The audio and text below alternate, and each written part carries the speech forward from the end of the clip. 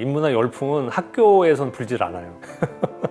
학교 바깥에서만 불어요. 학교 안에서는 인문학 강의가 인기가 없어요. 오히려 공대생이나 경영대, 경제학 이런 학생들이 열심히 와서 들어요. 막말로 얘기하자면 자기네들이 먹고 살 게 어느 정도 됐고 취미 삼아 듣는 것처럼 보여요. 근데 이제 인문대 학생들은 인문학 가지고 먹고 살 게 막막하다고 생각을 해요, 스스로. 똑똑한 학생들은 전부 로스쿨 가려고 하는 경향도 있고 복수 전공 막 필수처럼 돼 있는 상황에서는 경제, 경영 쪽이 인기가 많고 취직과 관련이 있는 거죠. 근데 인문학 열풍은 제가 어디서 체감하면 바깥에 나가면 지자체에서 하는 무슨 도서관 강의라든가 평생교육원 강의나 또는 기업인들이 초청해서 하는 강의를 가보면 그분들은 절실해요. 20대 때 사회에 나가서 30대, 40대, 50대까지 열심히 일한 거예요. 불현듯 그 질문에 부딪히면 내가 잘 사는 건가? 인간답게 잘 산다는 게 뭐지? 기업이 자기를 챙겨주는 것도 아니고 자식들이 살갑게 굴지도 않고 외로움을 느끼는 거예요. 그리고 그 나이 때쯤 되면 이제 살았던 기간보다 살 기간이 짧아지는 시간이 되거든요. 즉 죽음에 대한 예감이 더 진해져요. 그러면 이런 거에 대한 문제가 절실한 거죠. 그러니까 그런 점에서 보면 대학이 좀 안타까운 게 있죠. 인문학이 잘 산다는 거는 인간답게 사는 게 뭐냐라는 거에 대한 고민이 있다는 거거든요.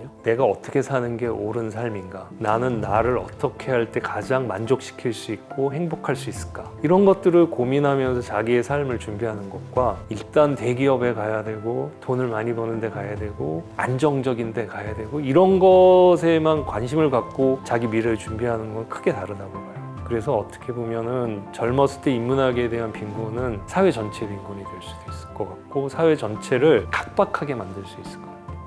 안녕하세요. 저는 서울대 인문학연구원에서 근무하고 있는 김헌입니다. 서양 고전학을 전공하고 있고요. 학생들에게 그리스 로마 신화, 그리스 비극 또는 역사, 철학 등을 가르치고 있습니다.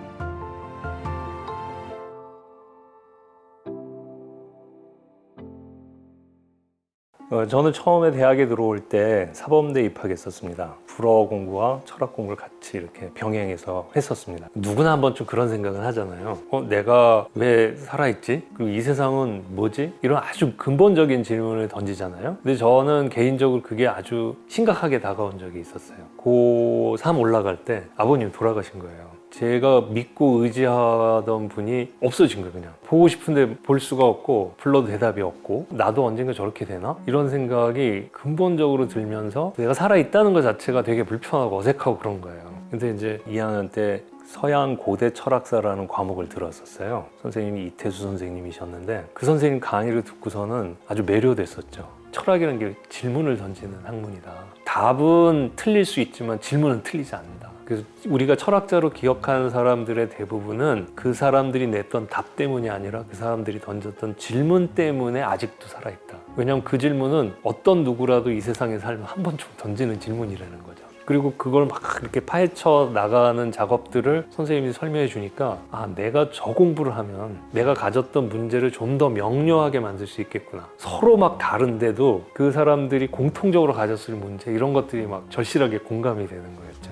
대학을 졸업하고 난 다음에는 1988년부터 1999년까지 두 개의 고등학교에서 불어 교사로서 활동을 했었습니다. 근데 그와 함께 대학 때 관심을 가졌던 철학 공부를 계속 하고 싶어서 인문대 철학과 석사 과정에 입학을 했었죠. 대학원에 들어가서는 서양 고대 그리스 철학을 하게 되었습니다. 근데 이걸 두 개를 같이 병행한다는 게 쉽지 않았고 교사 생활을 한 10년 가까이 했으니까 새로운 것에 한번 도전을 해보자 이런 마음이 좀 있어서 그동안 제가 쌓아놓았던 모든 것들을 다 정리하고 벌어놓은 돈도 다 정리하고 프랑스로 유학을 가게 됐습니다. 그쪽에 가니까 역시 다양하고 많은 선생님들이 계시더라고요. 박사학위를 따게 되면은 저 사람은 스스로 자기 학문 세계를 개척해 나갈 수 있는 전문적 역량이 있다는 걸 인정해 주는 거예요. 근데 가장 인상 깊었던 거는 같이 박사 과정을 받았던 동료들이 박사학위를 따면은 상당수가 중학교나 고등학교 교사로 가더라고요. 우리나라에서는 그 있을 수 없는 일에 가깝거든요. 우리는 교사 양성을 하는 특별한 대학을 나와야만 교사가 되는 길이 열려지고 또 임용고사를 봐야 되고 뭐 그런 과정이 있는데 거기에서는 이 인문학이든 사회학이든 자연과학이든 이런 데에서 박사학위를 따면은 중고등학교로 진입하는 게 자연스러운 일이 되는 거예요. 그 사람을 그냥 단순히 그 지식을 전달하는 교사라고 보지 않고 자기의 세계를 가꾸어 나가면서 후속 세대를 가르치는 사람이다, 이런 의식을 갖고 있어요. 그래서 중고등학교 선생님에 대해서 일반 사람들이 갖고 있는 의식이 우리보다 조금 높은 편이라고 저는 생각이 돼요. 그리고 거기에서 충분히 자율성을 가지고 학생들을 가르치고, 예를 들어서 우리는 국어 교과서가 있잖아요. 근데 거긴 프랑스어 교과서가 따로 없는 거예요. 그러니까 프랑스의 위대한 문학 작품이나 철학 작품이나 또는 그 고대의 번역들, 이런 거를 교사들이 자율적으로 선택해서 학생들로 하여금 자기 생각을 만들어낼 수 있도록 교육하는 시스템이 있더라고요. 그 선생님이 어떤 주제를 정해갖고 1년을 그냥 끌고 가는 거예요. 예를 들면 시간, 이런 시간이라는 주제를 잡으면 계절의 변화부터 해서 시간 보는 법 또는 하루의 스케줄을 짜는 법, 이런 것들을 학생들이 그냥 익히게 만드는 거예요. 근데 그건 아마도 입시 체제가 많이 다른 것도 작용이 되는 것 같아요. 우리는 이제 객관성을 확보한다, 공정성을 확보한다는 이제 명분이 있죠. 그래서 교과 과정이라는 걸 정해놓고 교과서라는 걸 정해놓고 그 안에서 시험 문제를 출제하고, 프랑스의 입시라고 하는 그 바칼로레아라는 거는 우리랑 완전히 다르거든요. 뭐 이를테면은 예술은 인간의 삶을 변화시킬 수 있는가? 그걸 가지고 한 2-3시간 동안 쓰는 거예요. 토론을 하기도 하고. 그러면 이거는 어디 교과서에 나오는 것도 아니고 정답이 있는 것도 아니고, 이 학생이 그 문제에 대해서 얼마만큼 고민하고 책을 읽고 학생들하고 생각하고 자기 생각을 갖고 있느냐의 문제잖아요. 그 학생들 하나하나 또 요구되는 게 사회생활을 하기 위해 얼마나 많은 정보를 갖고 있느냐가 아니라 네가 살아갈 때 너의 생각을 얼마만큼 갖고 있느냐, 이런 걸 물어보는 게 큰 차이가 있죠. 그리고 이제 제가 유학을 갈 때 아이들 둘하고 같이 갔었는데 프랑스어가 익숙하지 않잖아요. 선생님들이 대학생 자원봉사자들을 붙여가지고 한 3년간 같이 우리 아이들하고 같이 지내게 됐었는데, 일주일에 2번씩 와서 이렇게 성실히 가르쳐주고, 방학 때도 보면은 뭐 아프리카 같은 데 자원봉사를 2달 동안 가는 거예요. 그래서 거기서 의료활동도 하고 아이들 돌보기도 하고, 그런 걸 보면서 우리 같으면 좀 취업을 어떻게 할래나. 중고등학교는 전부 입시 중심으로 가고 대학은 취업 중심으로 가는데, 그 친구들은 이 사회의 한 일원으로서 그리고 지적 엘리트로서 고민하면서 활동하는 걸 보고 깜짝 놀랐어요. 종합적으로 봤을 때 이런 것들이 프랑스라는 나라를 선진국으로 유지시켜주고 더 발전시켜 갈 수 있는 중요한 자산이고 잠재력이고 역량이지 않나, 이런 생각을 했었습니다.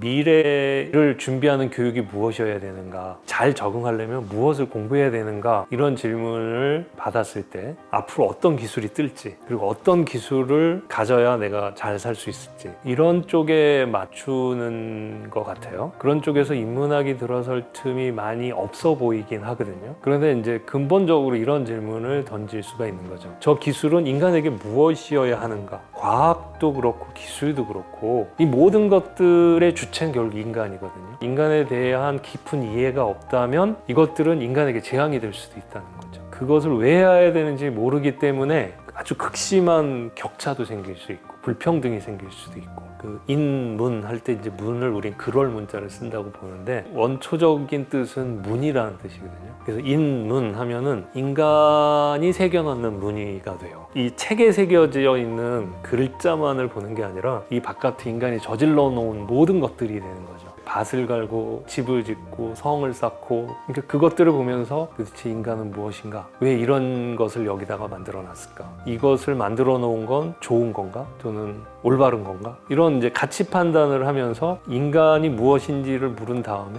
그렇다면 우리는 이 땅 위에 무엇을 새겨 넣어야 하는가? 무엇을 만들어 나가야 되고, 이 자연 속에 인간은 무엇을 새겨 넣었을 때 진정 인간다움인가? 그리고 인간과 인간의 문제도 인문이라고 할 수 있거든요. 그러니까 저는 학생들을 가르치면서 고민하고 여러 가지 책을 보고 생각을 정리하고 그런 것들 강의 시간에 이렇게 내놓잖아요. 그럼 학생들이 반짝이는 눈으로 제 강의를 들어요. 그리고 글도 쓰고, 그러면서 자기 마음속에 이렇게 담아 넣는 거죠. 그러니까 이제 제가 하는 이런 강의나 교육 활동은 제 강의를 듣는 학생에게 제가 새겨놓는 저의 인문이 되는 거죠. 실제로 우리가 지금 인문이라고 하는 것에 대한 그리스 단어가 파이데이아라는 말이거든요. 파이스가 어린이라는 뜻인데 어린이를 사람으로 만들기라는 뜻이에요. 서양 문명의 뿌리라고 할 수 있는 그리스에서는 인문학이라고 하는 것은 사람이 사람에게 사람다움을 가르쳐주는 교육을 지칭하던 말이었던 거죠. 이제 그런 점에서 인문은 교육하고 통하는 것 같고, 저는 이제 역사가 이어지려면 두 가지 조건이 필요하다고 보는데, 하나는 인간이 계속 태어나야 되겠죠. 인간이 어느 순간 자식을 안 낳고 태어나지 않는다면 인간의 역사는 끝나져 버리잖아요. 두 번째가 저는 교육이라고 봐요.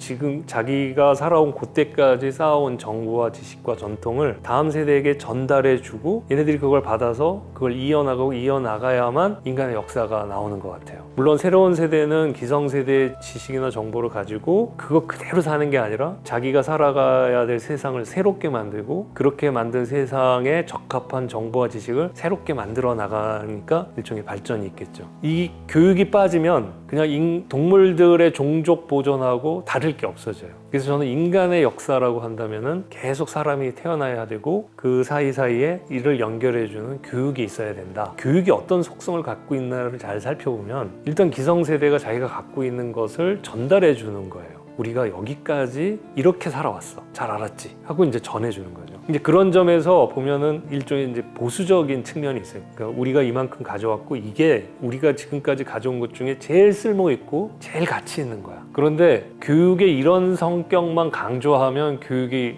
이제 완전히 화석화되죠. 사실은 새로운 세대는 그랬어요? 그러면 이제 우리는 이렇게 살게요 하고 자기가 자기 살 것을 얘기하는 게 있어야 되거든요. 물론 그건 교사가 먼저 얘기해야 된다고 봐요. 자, 우리는 여기까지 왔고 우리가 지켜온 건 이거야. 그러나 이제 앞으로의 세대는 니네 거야. 만들고 싶은 세상을 만들어. 그 점에서 교육은 굉장히 진보적인 측면이 있어요. 미래지향적이고, 이 친구들이 자기가 자율성을 가지고 자기 세대를 마음껏 꿈꾸고 상상하고 그리고 그렇게 갈 수 있도록 지원해주고 북돋아주고 이런 게 필요한데, 저는 그런 게 부족하기 때문에 교육은 정체되고 사회가 또 정체된다고 봐요. 특히 입시 위주의 교육이 여러 병폐가 있는데 이거 어떻게 바꾸냐. 대학을 안 가는 사람도 잘 살 수 있는 사회를 만들면 교육은 잘 된다. 왜냐면 지금은 대학을 나온 사람과 안 나온 사람, 보수라든가 사회적 대접이라든가 사회적 위치라든가 이런 것들이 너무 불평등하거든요. 인간다움을 생각해라 어째라 저째라 하면 그건 나중에 얘기고 50대 넘어갔고 은퇴하고 자식들 다 키운 다음에 삶이 허전할 때 생각하고 지금은 좋은 대학 일단 가고 좋은 직장 갈게요 이런 생각을 하거든요. 그 사회가 변하지 않으면 교육은 변하지 않는다, 이런 말을 할 수밖에 없어요. 근데 이제 프랑스나 독일이나